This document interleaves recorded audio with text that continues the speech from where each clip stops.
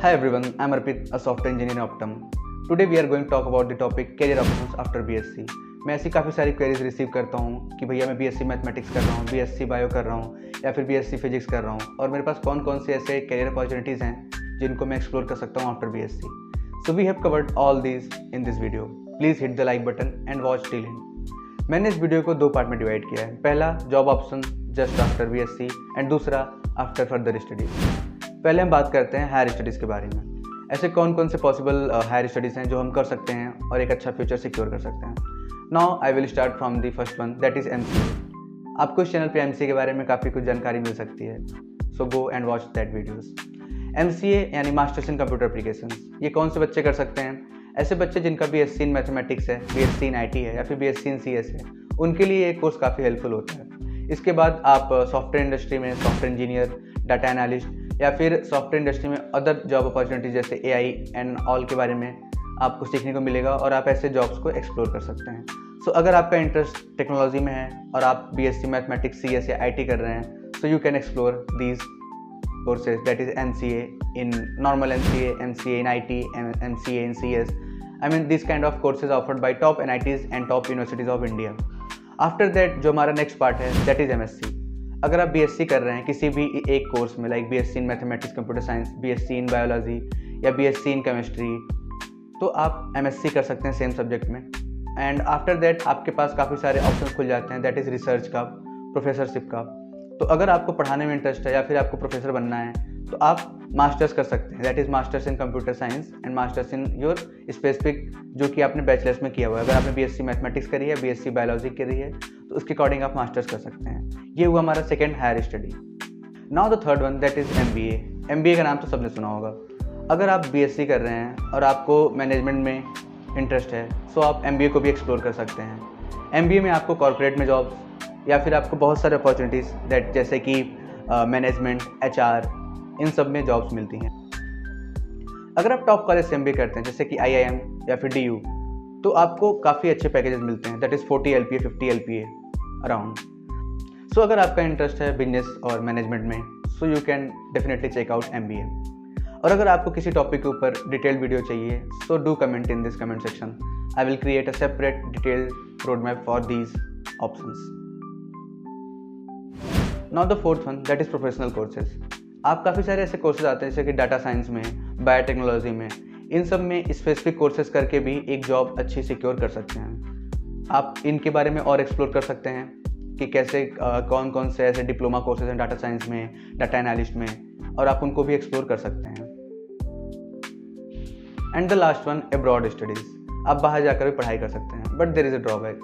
अगर आपने BSc करी है और आपकी 3 ईयर का BSc का प्रोग्राम है सो द टोटल आपकी एजुकेशन होगी वो 15 ईयर्स होगी, लाइक 12th तक आपका 12 year plus 3 year of education. But abroad studies के लिए मोस्टली सारे कॉलेजेस 16 ईयर ऑफ एजुकेशन मांगते हैं. तो अगर आपका 4 ईयर का बैचलर्स है तो ही आप इसके लिए एलिजिबल होते हैं, अदरवाइज आपको अब्रॉड स्टडीज़ के लिए पहले इंडिया में एक मास्टर करना पड़ेगा.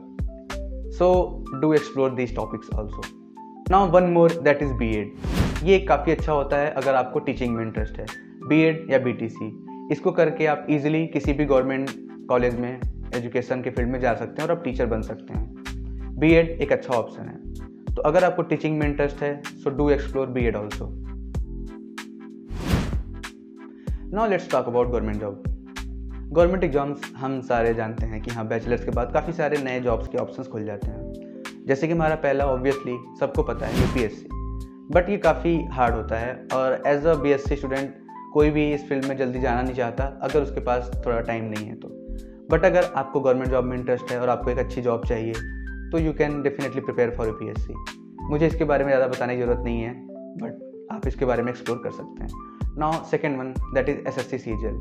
काफ़ी BSc के बच्चे जो कि मैथमेटिक्स, CS या फिर किसी भी कोर्स से आते हैं और उनको थोड़ा भी इंटरेस्ट है गवर्नमेंट जॉब के बारे में तो उनको CGL और CSL ये काफ़ी एक अपने तरफ आकर्षित करता है.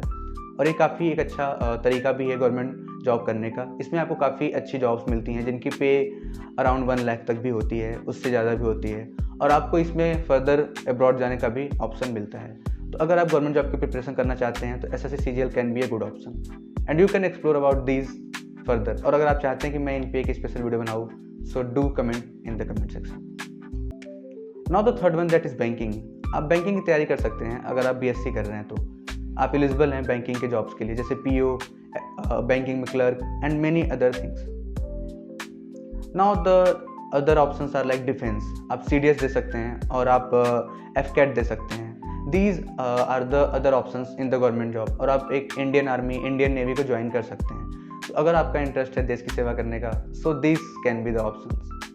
And now the last one that is PSUs, यानी कि पब्लिक सेक्टर ऑर्गेनाइजेशंस। इनमें आपके ऐसे सारी ऑर्गेनाइजेशंस आती हैं जैसे कि हमारी ISRO, DRDO, BARC, ONGC।